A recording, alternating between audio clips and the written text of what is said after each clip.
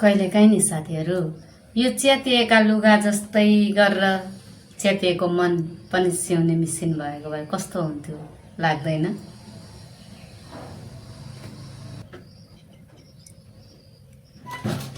लुगा त फाटे सिलाइयो, तर मन फाटेको कहिले सिलाउने?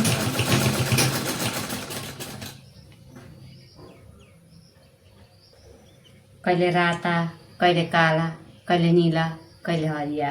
यी कपडाका टुक्रा जस्तै मनका पनि टुक्रा टुक्रा रङ्गीन टुक्राहरू त अवश्य छन् नि।